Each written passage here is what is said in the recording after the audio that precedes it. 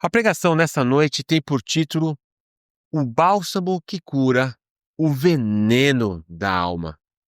Uau, nós vamos ver exatamente o que isso significa de forma prática e bem abrangente hoje, de uma pregação onde nós vamos abordar depois a Santa Cruz, a Santa Ceia, desculpa, e vamos fazer uma abordagem bem prática e também bíblica aqui nesse tema. E para isso nós vamos ler poucos versículos hoje em Naum, capítulo 1, de 1 a 3, que diz assim: Sentença contra Nínive, livro da visão de Naum, o Elcocita. O Senhor é Deus zeloso e vingador. O Senhor é vingador e cheio de ira. O Senhor toma vingança contra os seus adversários e reserva indignação para os seus inimigos.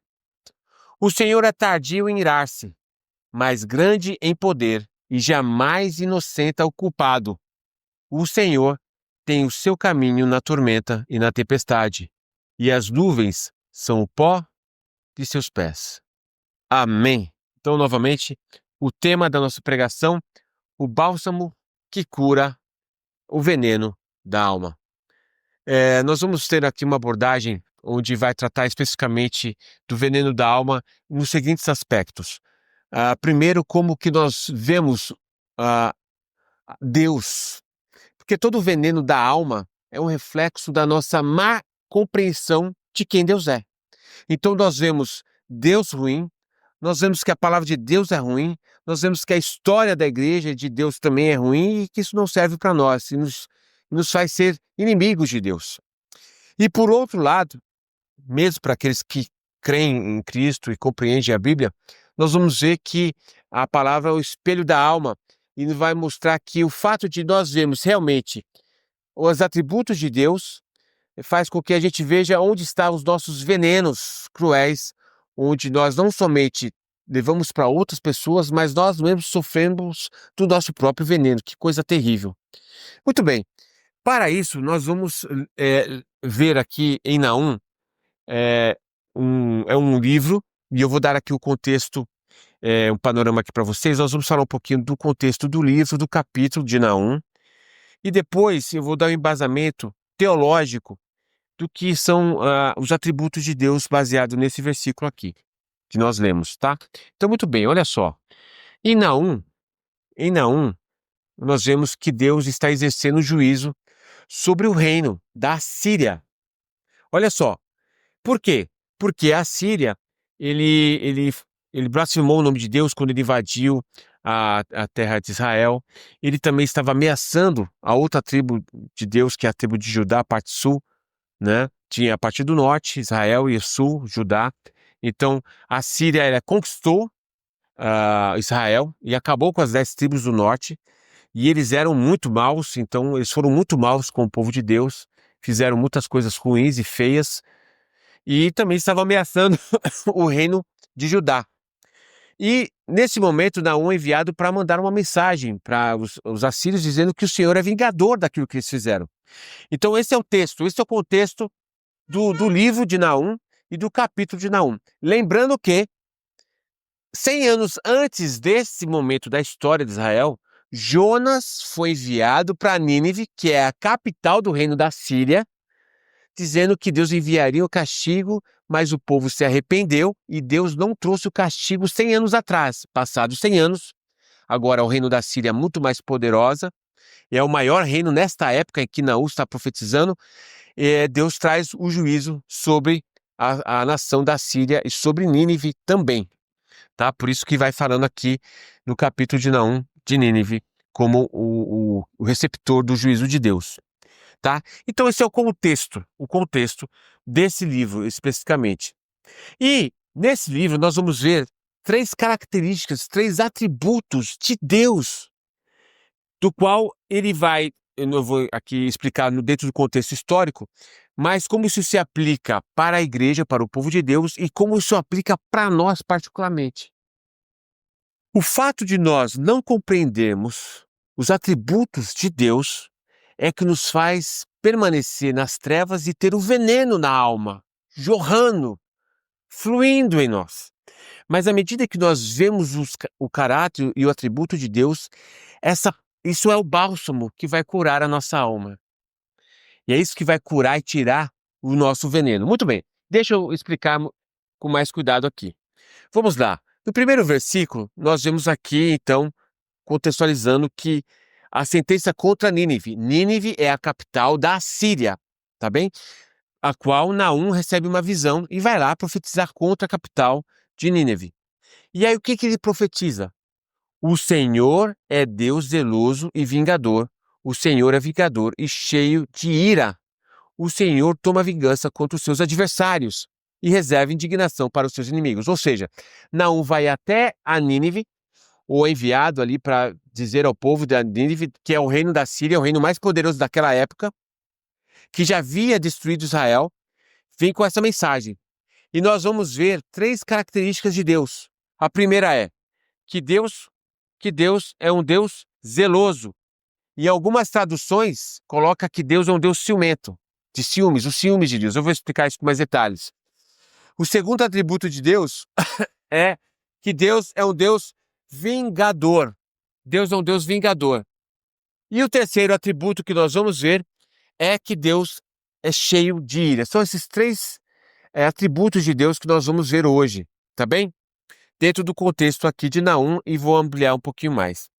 E seguindo aqui no próprio capítulo 1 de Naum, no verso 3, fala assim que Deus é tardio em irar-se, mas grande em poder, e jamais inocente o culpado.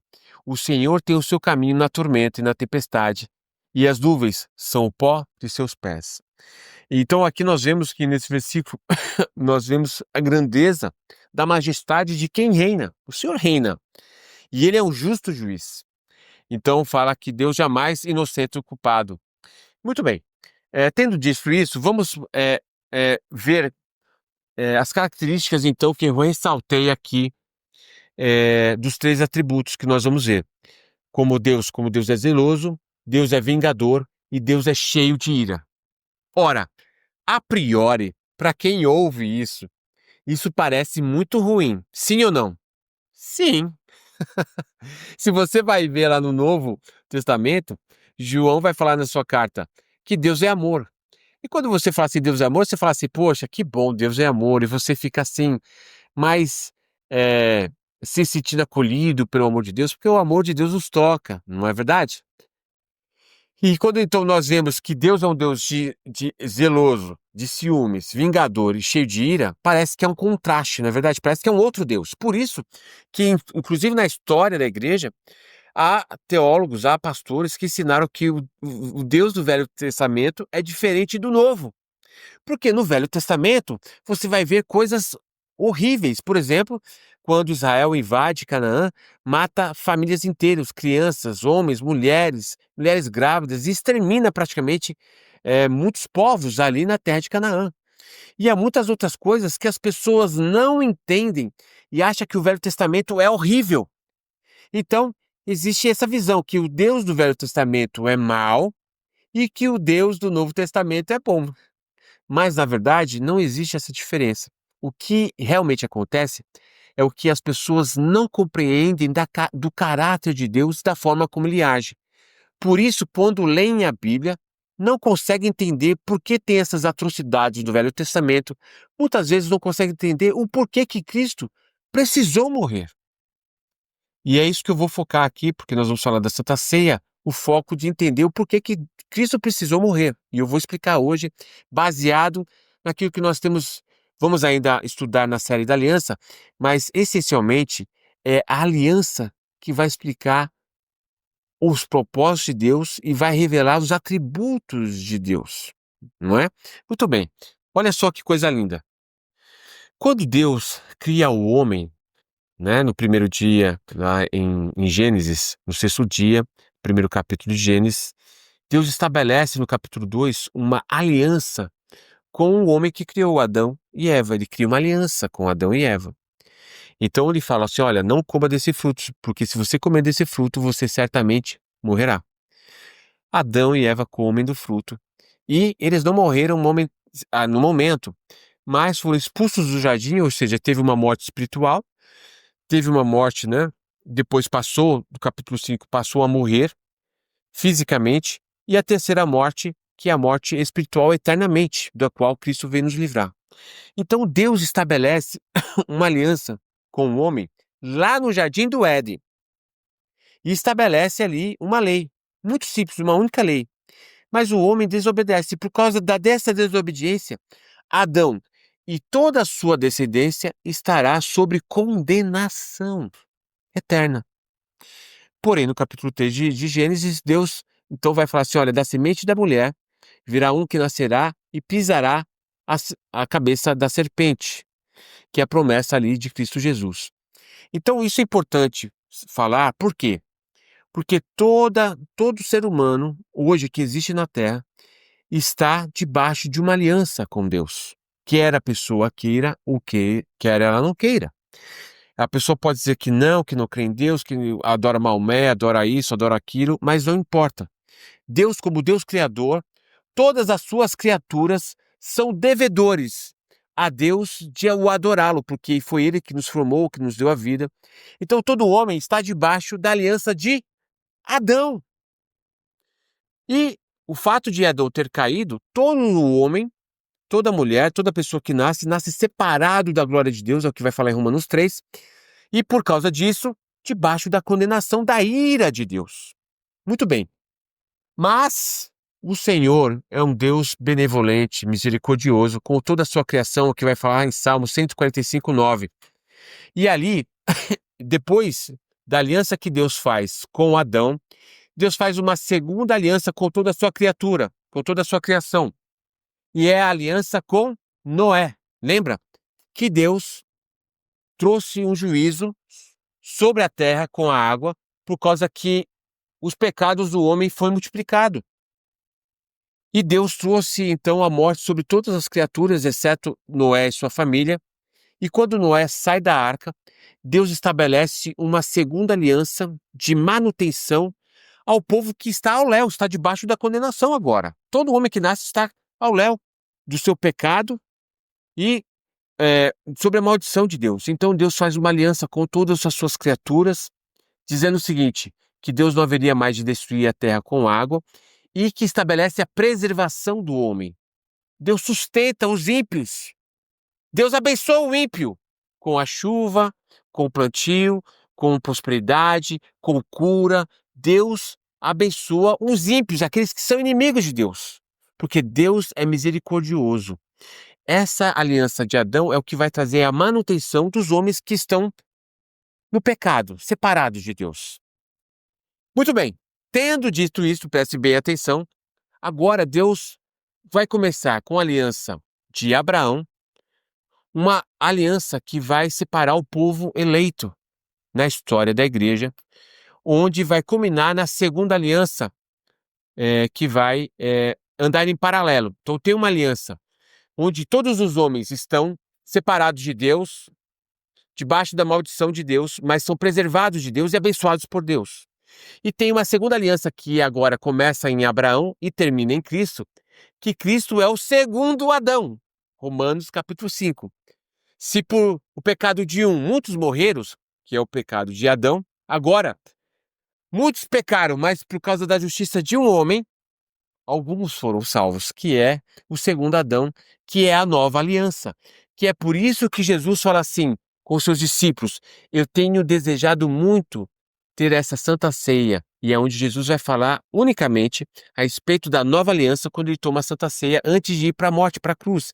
E Jesus fala assim: este é o cálice da nova aliança, porque na sua morte ele cumpriria aquilo que Adão deixou todo mundo todo mundo aquém de Deus, debaixo da condenação de Deus. Então Cristo vem para cumprir a lei de Deus que Adão não cumpriu e morrer a condenação que Deus falou para o primeiro Adão: certamente morrerás. Então Jesus morreu aquela morte para que eu e você pudéssemos agora ser regenerados em Cristo e voltar a ter a comunhão com Deus num jardim do Éden que não é mais físico, mas é no nosso coração.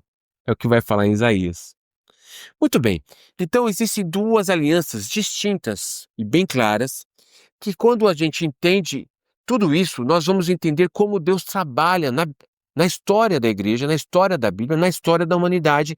E nós vamos entender o porquê algumas coisas acontecem. Eu vou dar alguns exemplos aqui. Então, muito bem. Existem duas alianças correndo em paralelo. A primeira, a do primeiro Adão, que todo homem está sob a condenação de Deus por causa do pecado de Adão, mas está preservado por causa da aliança com Noé. Então Deus abençoa o ímpio. E tem a segunda aliança, que é o segundo Adão, que é Cristo Jesus, a nova aliança, que são aqueles que são tratados como filhos. Não são tratados como ímpios, são tratados como filho, porque foram regenerados, foram transformados em filhos da luz. São essas duas alianças que Deus trabalha com toda a humanidade. Os eleitos em Cristo Jesus e a humanidade que está sendo preservada na outra aliança. Muito bem. Agora, eu vou explicar o porquê que algumas atrocidades que as pessoas veem no Velho Testamento acontecem, mas é por causa do que nós vamos tratar aqui hoje, a respeito do que Deus é um Deus zeloso, que Deus é um Deus vingador e que Deus é um Deus cheio de ira. Muito bem, vamos lá.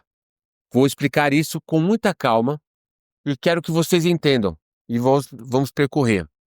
Quando Deus traça uma aliança com Adão, Deus está traçando essa aliança fundamentado no seu amor e da sua fidelidade, que é o Hesed e o Emet, que é fidelidade em hebraico. E Deus faz isso porque Deus condescende com a sua criatura. Deus não havia necessidade nenhuma de fazer aliança com o homem. Não havia nenhuma, porque Ele é o Criador de tudo. Então as criaturas, por ser criaturas, já deveriam adorar o Senhor. Mas Deus condescende em que sentido? Deus desce ao nível do homem, estabelece uma forma de como Deus, o Criador de todo o universo, se relaciona com o homem. Olha que belo isso. Então Deus cria Adão para que ele tivesse um relacionamento com Adão, tanto é que todas as tardes ele vinha visitar Adão num relacionamento. Que nós perdemos Adão, mas fomos restituídos em Cristo, certo? Para ter esse relacionamento. Muito bem. Então, o que estabelece a aliança é esse amor de Deus e essa fidelidade de Deus.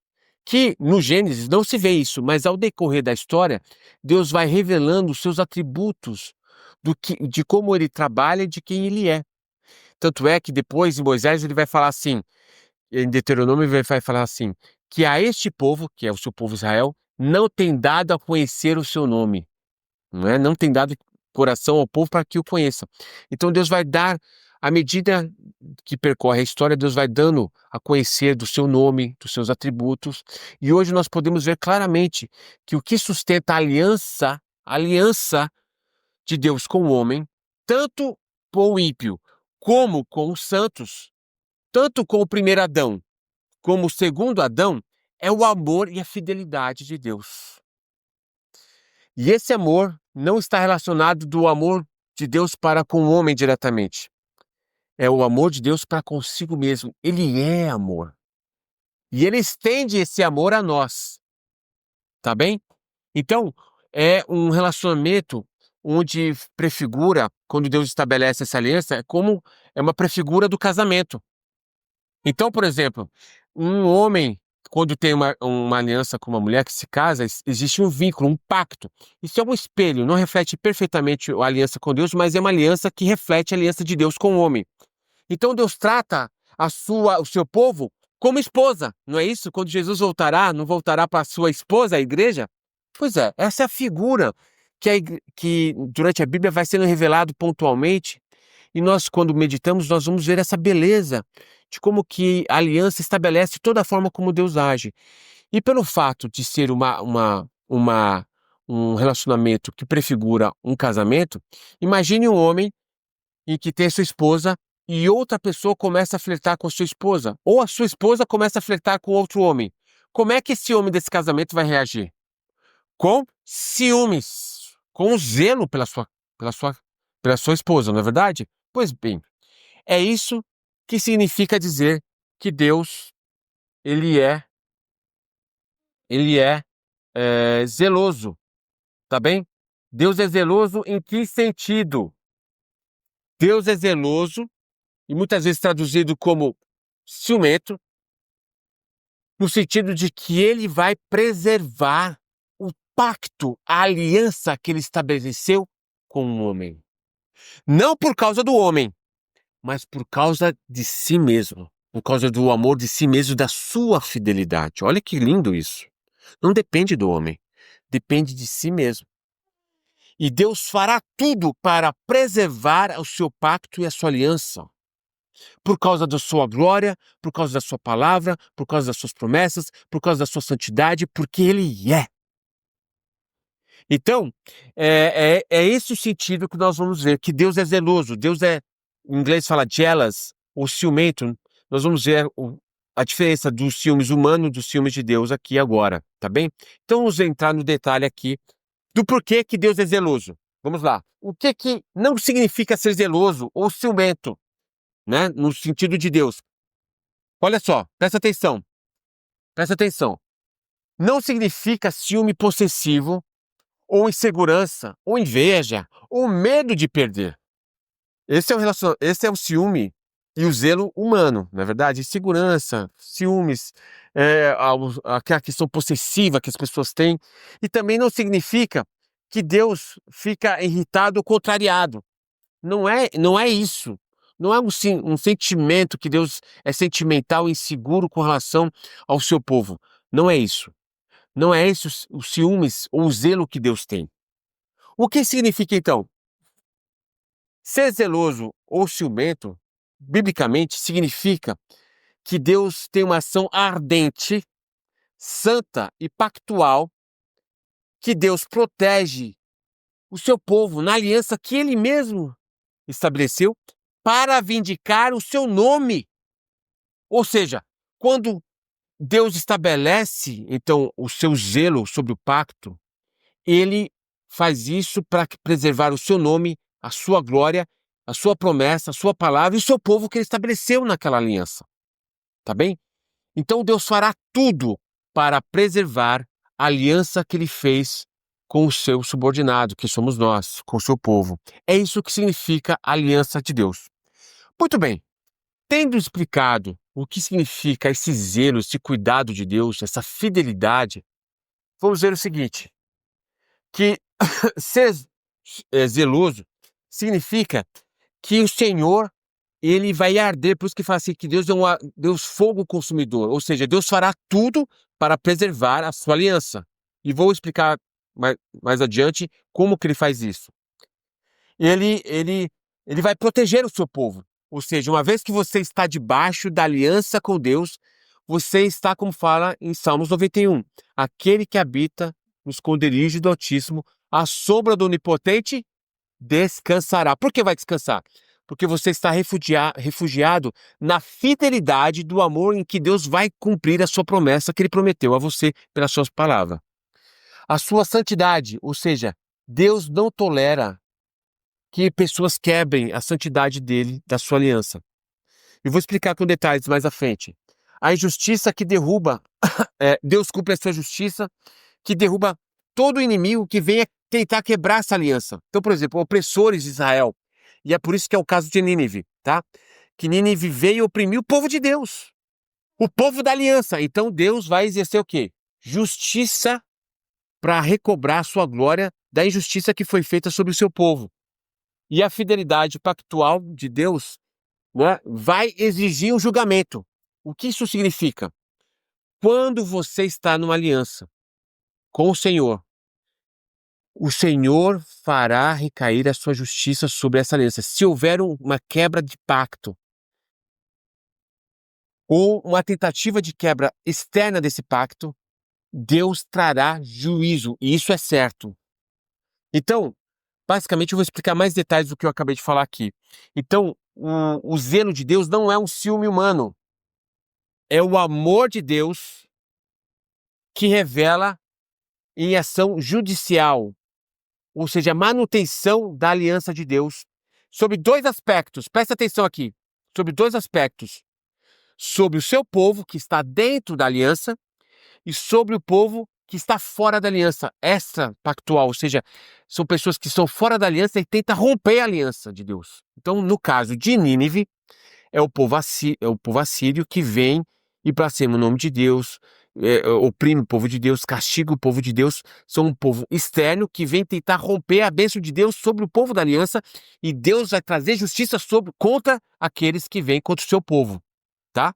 E no outro caso, das pessoas que estão dentro da aliança, que é o povo de Deus, Deus vai cobrar justiça do seu próprio povo, que age com idolatria, com, com, com, com atitudes morais, imorais, que Deus estabeleceu santidade, o povo tenta corromper as coisas de Deus, então Deus vai existir também ali de uma forma especial com o seu povo, por causa que está quebrando o pacto da aliança, os critérios da aliança. Muito bem, tendo dito isso, vou explicar aqui a aplicação prática disso, que é o que as pessoas não entendem. Que o zelo de Deus tem o seu ápice na cruz de Cristo. Eu estou resumindo e sendo bem breve aqui para explicar o seguinte, que o zelo de Deus em cumprir o seu pacto com o povo foi revelado em Cristo Jesus, o zelo de Deus na morte de Cristo. Por quê? Porque Deus não havia feito um pacto com Adão, e Adão não foi e não quebrou esse pacto com Deus? Quebrou. E Adão não foi prometido morrer eternamente, no espiritual, né, fisicamente e eternamente? Sim. Todo homem está separado. Como que o homem agora pode ser religado a Deus, sendo que Deus mesmo condenou o homem? Como que Deus pode, então, salvar o homem que está perdido e Deus deu a sua própria palavra que estava condenado? Como que pode ser isso? Cristo precisa, então, receber a condenação do primeiro Adão na sua carne, por isso que ele precisou vir como homem, por isso que ele precisou encarnar, é isso que explica a encarnação de Cristo. Cristo precisou encarnar, se fazer homem, para levar sobre a sua carne a condenação do primeiro Adão. Porque Deus é zeloso para cumprir a sua palavra. Ele é santo. Então Deus não poderia perdoar a humanidade de uma forma como colocar sujeira debaixo do tapete, porque ele é santo, ele é justo. Então Cristo precisou ser crucificado, morrer pelos nossos pecados na cruz. Porque Deus é um Deus zeloso. E Cristo é aquele que vai cumprir toda a lei que Adão não cumpriu, e é ele que é o que vai guardar a lei agora. Por isso que em Cristo Jesus nós temos a justificação pela fé. Toda a justiça que nós temos foi imputada pela justiça de Deus. Por quê? Porque ele é aquele que cumpre verdadeiramente o zelo de Deus. Tudo que Deus faz para preservar a aliança, ele revela em Cristo para preservar o seu povo, que Cristo restaura a nossa vida para ter novamente um relacionamento com Deus da qual nós não tínhamos. O nome de Deus é glorificado e o seu nome é honrado, quer dizer, tudo centraliza em Cristo Jesus, na sua morte e na sua ressurreição. Então é aqui onde nós vemos, é em Cristo Jesus que nós vemos o perfeito zelo de Deus. Por que que Cristo precisou encarnar? Por que que Cristo precisou morrer na cruz? E por que que Cristo ressuscitou? Porque Deus é um Deus zeloso para cumprir a sua promessa. Cumpriu de uma forma justa e santa para que eu e você pudéssemos ser trazidos de novo a Cristo Jesus. E é por isso a beleza da cruz, a centralidade da cruz, a importância da cruz e a importância da Santa Ceia, de sempre relembrar que a morte de Cristo está ligado ao zelo de Deus. Glória a Deus por isso. Muito bem. Continuando aqui, nós vamos ver então quais são os dois aspectos do zelo de Deus. Quais são os dois aspectos do zelo de Deus? Muito bem. Nós vamos ver o seguinte, que Deus, além de zeloso, ele é vingador. Vingador. Bom, nós pegamos esse atributo vingador lá de Naum, certo? De Naum, porque Deus é vingador, não é isso? Deus é vingador de Nínive. E Nínive é um agente externo da aliança. Deus é vingador e é o Deus de ira para aqueles que estão fora da aliança. Mas para os seus filhos, presta atenção nisso que é muito importante. Deus não é vingador do seu povo. Deus, ele é disciplinador, porque somos filhos. Deus não age conosco com ira. Por quê? Porque ele agiu com ira sobre Cristo. Com vingança sobre Cristo. Por isso que vai falar em Isaías 53 que Deus agradou moer a Cristo. Por que Deus agradou moer a Cristo? Não é porque Deus teve prazer na morte de Cristo, mas porque na morte de Cristo ele estava exercendo a sua justiça para que nós pudéssemos então agora ser regenerados e sermos recebidos como filho de Deus. Olha que coisa linda e profunda. Então, com o seu povo, Deus trabalha com disciplina e amor. Com o ímpio, Deus trabalha com vingança e ira. Que coisa terrível. Que é o caso aqui de Nínive. Nínive vai receber a vingança e a ira. Mas o povo de Deus recebe a disciplina e o amor de Deus. Então, lembra que quando eu falei no começo que dizer que Deus é Deus zeloso, vingador e cheio de ira parecia contradizente com relação ao amor? Mas o fato de Deus agir em amor com o seu povo não quer dizer que Deus vai passar a mão na nossa cabeça, que não existe a justiça de Deus. Então o amor sempre vai andar com a justiça de Deus. Então, com o seu povo, Deus age com amor. Vamos ver então os detalhes da vingança. O que não significa a vingança de Deus? Vamos prestar atenção. Não é uma explosão emocional infantil. Deus, de repente, fica infantilmente emocionado e sai das suas estribeiras e age com vingança. Não é isso. Não é um ressentimento, não é uma mesquinha, não é uma coisa humana. Não é uma atitude explosiva humana. E a vingança de Deus não é uma arbitrariedade, uma crueldade, ou um sadicismo, que Deus age de uma forma descontrolada contra o homem. Isso não é a vingança de Deus. Muito bem. O que é a vingança de Deus? Deus é vingador. Não significa que Deus é rancoroso. Significa que Deus é o juiz que aplica a justiça retributiva e de forma legítima e santa. Deus não age com destemperado, com falta de equilíbrio. Não. Deus age de forma retributiva, com legitimidade e com justiça. O que significa legitimidade? Lembra quando eu estava explicando que às vezes no Velho Testamento as pessoas veem que Deus parece ser injusto o fato de Israel entrar e destruir várias pessoas ali, mulheres, crianças, não é isso?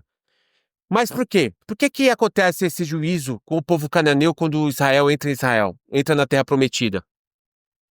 Por quê? Porque o povo cananeu estava recebendo o juízo de Deus do pacto de Adão. Então, eles fizeram atrocidades e Deus vai falar o seguinte, eu vou esperar que, você lê no Velho Testamento, você vai ver isso, que Deus fala assim, ainda não cumpriu a medida do meu cálice, o cálice da ira. Então, o povo de Canaã recebeu o juízo de Deus como uma consequência do seu pecado, da medida do cálice da ira. Então, quando Israel entra na Terra Prometida, está exercendo o juízo de Deus sobre o pecado dos cananeus. Não é uma forma assim, vai lá Israel e toma posse e mata todo mundo. Não. Os israelitas matam os cananeus por causa do pecado. Então Deus usa Israel para exercer juízo sobre os cananeus, por causa do pecado dos cananeus, por causa que eles estavam debaixo da aliança do primeiro Adão, e eles continuaram pecando de forma atroz. Mas lembra da aliança de Noé? Que Deus não destruiria mais com água?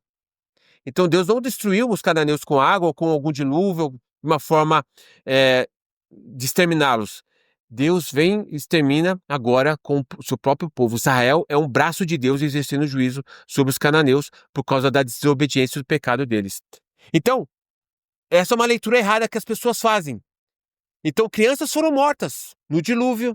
Crianças foram mortas, mulheres grávidas foram mortas na Terra Prometida dos cananeus. Mas não foi de uma forma aleatória, como se Deus fosse um Deus destemperado. Não. Existia uma razão legítima e santa, porque o povo se corrompeu por causa da primeira aliança de Adão. tá bem? Então isso esclarece, tá? O porquê as pessoas fazem a leitura errada do Velho Testamento, como se Deus do Velho Testamento fosse mal e do Novo fosse bom. Não existe isso. É o mesmo Deus. É o mesmo Deus no Novo Testamento e no Velho Testamento, tá bem? Muito bem, vamos seguindo aqui, olha só. Quais são os dois aspectos do zelo de Deus que Deus vai revelar na sua vingança? A questão intrapactual, que é o zelo de Deus com relação ao seu povo. Então, se o povo de Deus quebrar o pacto com Deus na santidade, na obediência, Deus vai exercer, então, disciplina, não vingança, tá? Contra o seu povo. E a questão da vingança de Deus na questão extrapactual, ou seja, pessoas que estão fora da aliança, que são os povos que vêm, blasfemam de Deus, zombam do povo de Deus, oprimem o povo de Deus, então, que é o caso aqui de Nínive. Então Deus vai exercer vingança contra as nações. E é por isso que nos profetas, você vai ver isso em Jeremias, Ezequiel, os profetas menores, profecias contra os povos. É ou não é? Por quê? Porque Deus está exercendo a sua vingança sobre os povos que agiram contra o pacto de Adão, o primeiro Adão. Tá bem? Então é por isso. Então parece que Deus é um Deus mau, porque se você vai ver muitas profecias contra as nações, porque Deus é um Deus zeloso e está exercendo a vingança sobre os povos. Vamos ver então aqui de forma prática como que Deus exerce a sua disciplina, não vingança, na questão intrapactual, que é com o seu povo, aqueles que estão na aliança. Quando o povo tem idolatria, quando o povo tem impureza moral, quer dizer, sexualmente, são os dois pecados cruciais da Bíblia, idolatria e imoralidade sexual. Mas também Deus exerce o seu zelo, né, e a sua disciplina para restaurar o seu povo. Lembra que todas as vezes que Deus fala com o seu povo, nunca é para destruir, nunca é para exterminar o povo, mas sempre é para restaurar o povo. Exceto com o caso de Israel, que o povo foi tão longe do pecado que Deus falou assim: olha, basta, agora Israel acabou. As 10 nações nunca mais voltaram. A única nação que voltou a ser Israel foi da tribo de Judá, que foi para o exílio, para a Babilônia. E também Deus exerce o seu zelo e a sua disciplina sobre a aliança, no sentido intrapactual com o seu povo, para proteger o seu nome. Por quê? O povo de Deus leva o nome de Deus, representa o nome de Deus. Então, imagine você casado com a sua esposa e a sua esposa tá saindo de vestidinho, tá fazendo coisa errada. O que as pessoas vão pensar do marido? Não é verdade? Então, ela leva o nome do marido. Da mesma forma, o povo de Deus. Então, quando o povo de Deus é abençoado, Deus é glorificado. Então, se o povo de Deus age fora da aliança, Deus vai ter zelo e disciplina para colocar o quê? Ordem na aliança para que o povo ande direito com Deus, possa abençoar o seu povo e na bênção do povo Deus possa ser glorificado. Deus tem prazer em abençoar o seu povo porque ele é glorificado nisso. Olha só que coisa linda. E para cumprir as suas promessas messiânicas. Ou seja, toda a aliança de Deus é para revelar e centralizar na revelação dele mesmo em Cristo Jesus. Cristo é o centro de todas as coisas. E é por isso que Deus traça essa história não de uma forma desorganizada, mas cronologicamente alinhada num único plano, para que todo homem pudesse ver em Cristo como a redenção e vir a Deus, porque Jesus é o caminho, a verdade e a vida. Essa é a forma intrapactual que Deus age, as razões, tá bom? Vamos ver agora a extrapactual, como é que Deus age com as pessoas que estão fora do pacto. Então, olha só, nações que são opressores contra o povo de Deus, nações que zombam de Israel, e essas opressões aqui não é só contra o povo de Deus, não, é contra outras nações ímpias também, tá? Todo tipo de perversão, Deus vai cobrar do ímpio. Blasfema dos povos contra Deus, e o zelo universal dos tempos, quer dizer, Deus tem uma linha cronológica, e você vai ver isso quando tem a profecia de Daniel, que ele vê a estátua, né, a cabeça de ouro, tudo tem uma cronologia onde Deus vai fazer valer os seus planos eternos, inclusive nos ímpios, certo? Inclusive de prosperar a nação e derrubar a nação. Quer dizer, é Deus exercendo, inclusive, o seu zelo e vingança contra os povos, abençoando e destruindo. Porque para os ímpios, acha que ter possessão é uma bênção, mas muitas vezes a bênção de Deus para o ímpio é uma condenação. E, ah, e essas são as formas como Deus age de forma extrapactual. Deus rege a história com o seu povo na nova aliança e com os ímpios, baseado na aliança de Adão e Noé. Tá bem? Muito bem. Então, a vingança de Deus em Cristo. E aí é onde que eu estou fazendo agora a aplicação dessa característica. Eu fiz a questão do zelo e agora eu vou mostrar a vingança que Deus tem para cumprir o seu pacto, e isso recai em Cristo Jesus. De qual forma? Que na cruz, a vingança de Cristo é o juízo de Deus contra o pecado, que recai sobre Cristo. Não é? A sua morte é justamente isso. Ele leva sobre no seu corpo a nossa morte e a vingança recai sobre Cristo Jesus. Por isso a morte dele na cruz. Então, na morte de cruz, o que acontece? Jesus vindica a sua justiça, a justiça de Deus, ou seja, para Deus salvar o homem, ele não poderia fazer isso de uma forma sem exercer sua justiça, então por isso que Jesus precisa morrer. E nessa justificação, salva o seu povo e então prepara o juízo final contra todos os inimigos irreconciliáveis. Ou seja, Jesus vem, estabelece a justiça de Deus, imputa a justiça de Deus sobre os eleitos, e aqueles que não aceitam a Cristo, que não são eleitos de Deus, não têm a justiça de Cristo, Jesus vai voltar a segunda vez para confirmar a sua vingança sobre todos os povos que não vieram aos pés de Cristo, né? Porque Deus se revelou plenamente a todos os povos por meio de Cristo. Por isso, a importância da cruz de Cristo. Muito bem, chegamos agora no terceiro item. Já vimos a relação que Deus é zeloso, que Deus é vingador. Agora nós vamos falar sobre o termo que Deus é cheio de ira. Lá em hebraico, no original, sabe o que significa cheio de ira?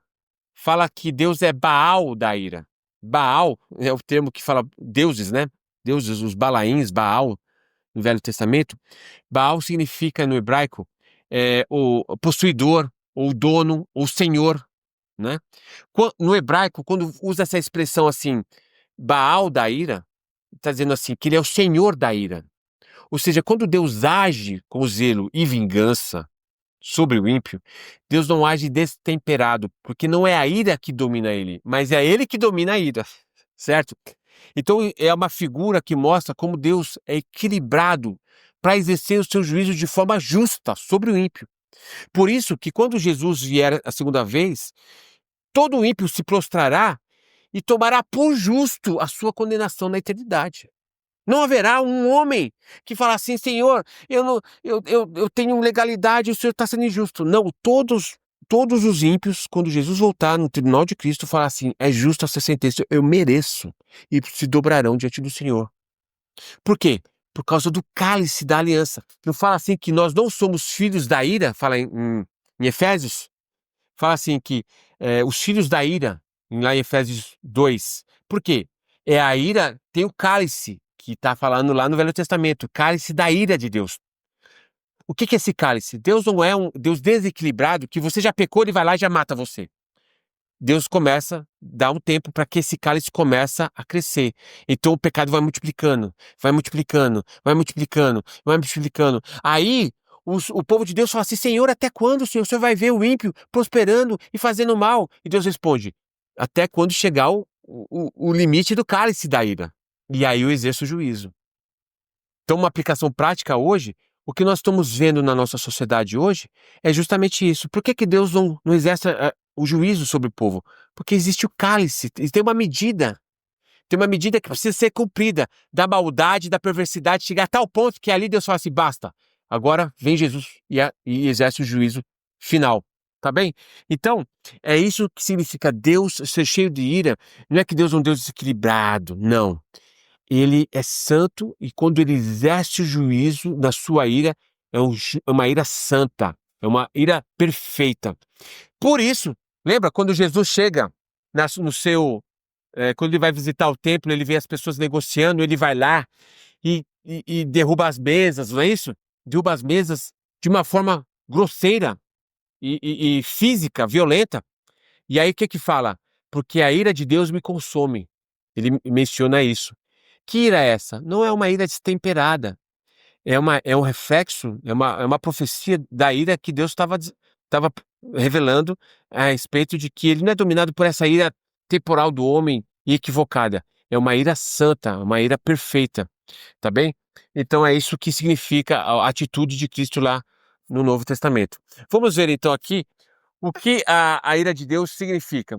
Não é simplesmente estar irado, mas é aquele que possui, domina e governa a ira. Deus é santo. Deus é equilibrado. Que coisa linda. Vamos lá.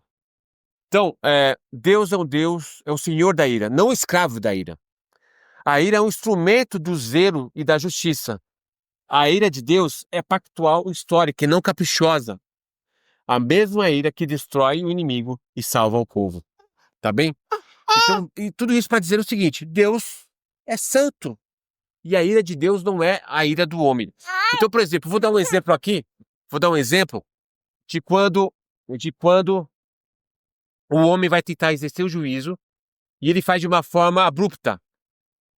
Vocês lembram quando a filha de Jacó é abusada e os seus irmãos exercem o juízo de forma maldosa? E Jacó fala assim: olha, não seja eu contigo na sua vingança, porque eles foram além da maldade e matou todo um povo.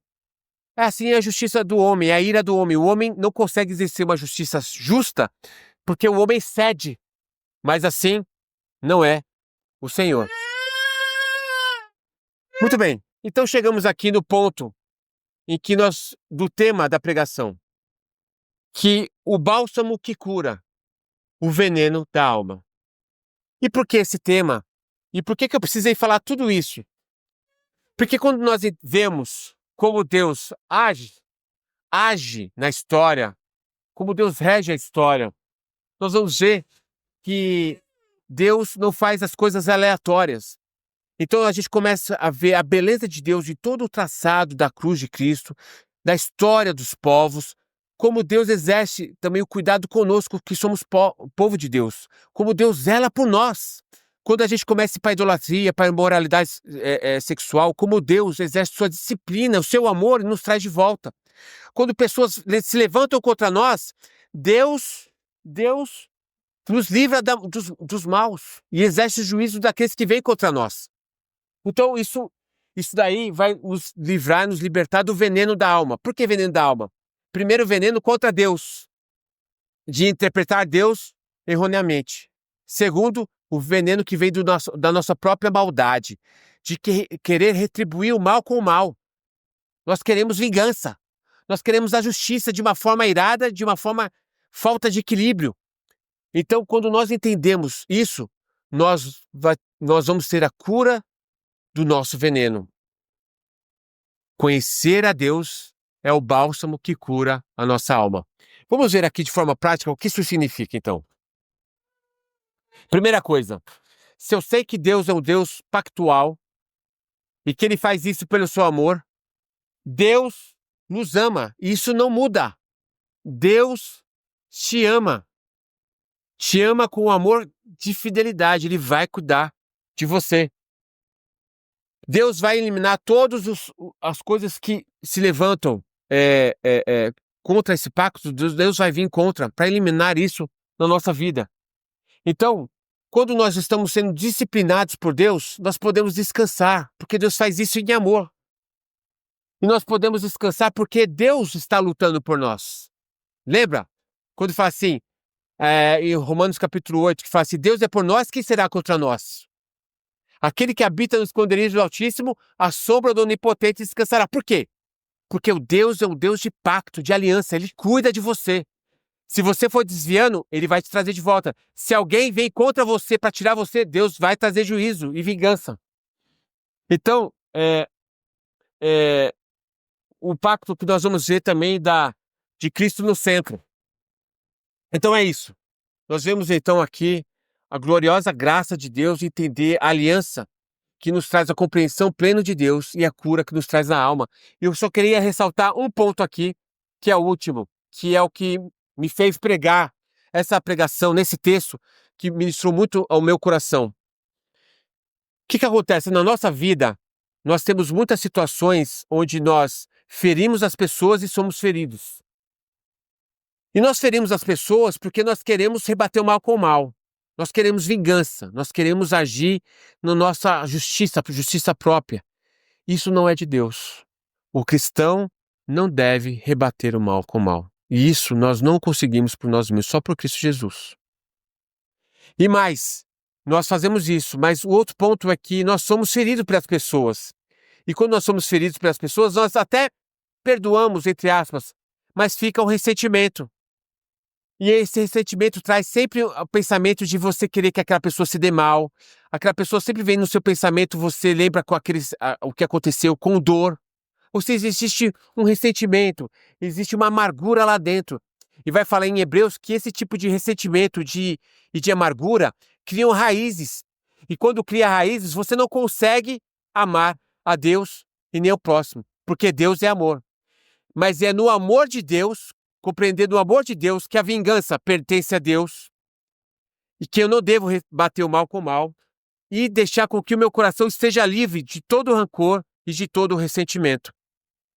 É isso que conhecer os atributos de Deus me faz liberar perdão e não ter ressentimento e ter a cura na minha alma. Amém? Vamos orar.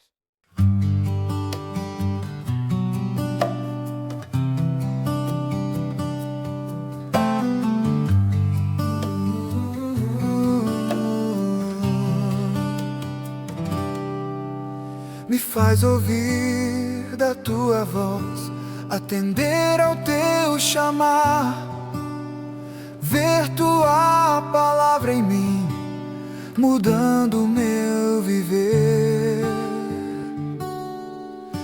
Do alto céus, da imensidão, do trono do Senhor, me fazes contemplar a ti, tua glória e salvação. Teu servo está a te ouvir. Fala, Senhor, fala, ó meu Jesus, no meu coração. Tua voz como água é, que vem pra transbordar, trovões que vêm pra estremecer minha alma com poder.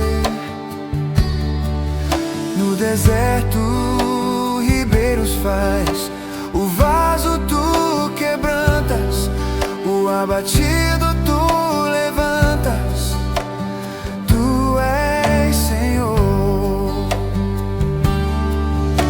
Teu servo está a te ouvir. Fala, Senhor, fala, ó meu Jesus, no meu coração. Tua palavra como fogo é, purifica o coração. Martelo que esmiuça a rocha do meu ser. Fonte viva, todo que buscar, alimenta o faminto, sacia o